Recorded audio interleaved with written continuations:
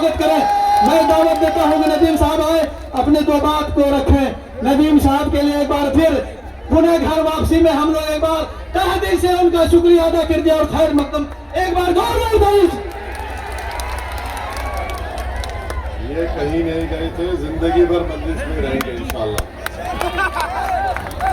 सही बात है।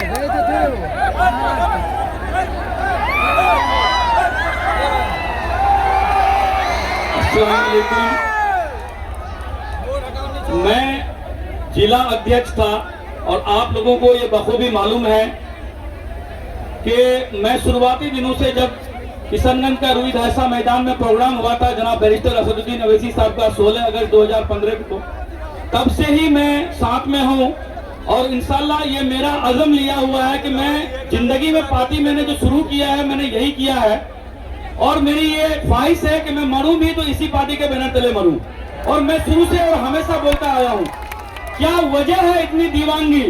क्या किसी व्यक्ति विशेष को लिए ये दीवानापन हो सकता है? नहीं, क्योंकि हम लोग जो आज हिंदुस्तान में तरह तरह के वाकयात हो रहे हैं, आज अगर इस वाकयात को खुल करके कोई अगर बोलता है पूरे हिंदुस्तान में तो उसका नाम जनाब बैरिस्टर असदुद्दीन अवैसी है। ये दीवानगी है और इसलिए दीवानगी है। और आज हम सब जो इनके दीवाने बने हैं इसी वजह से दीवाने हैं और इंशाअल्लाह ये दीवानापन हम लोगों को बरकरार रखना है। और इस सरकार को जो हम लोगों के साथ में अनदेखी किया है, जो हम लोग के साथ में नाइंसाफी हुई है, उनसे न्याय हम लोग लेंगे। इसीलिए बैरिस्टर साहब ने और जनाब अख्तर ईमान साहब ने न्याय यात्रा निकाला है।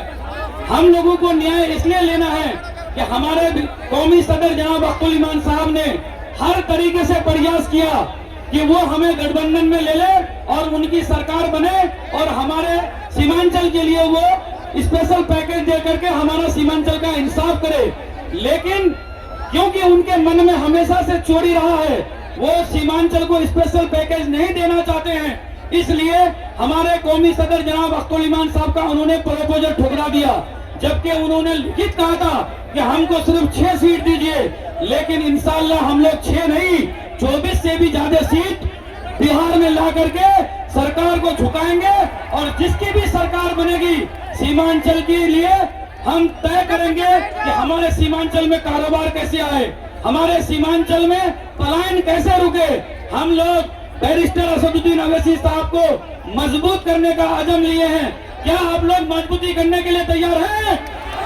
अख्तर ईमान साहब को मजबूत करने के लिए तैयार हैं?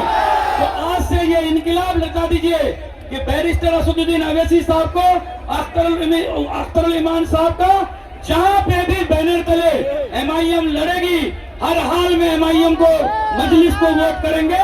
हर हाल में चाहे कितना भी आपको लालच लुभाना दे दे, लंबी लड़ाई लड़नी है तो छोटी छोटी चीजों को भुला करके आपको एक होकर के MIM के लिए एक होकर के वोट करना होगा। और सब लोगों को आज से अपील करना होगा कि MIM जिंदाबाद का नारा लगाते हुए वोट भी करना है। क्या सब लोग MIM को वोट करेंगे ना?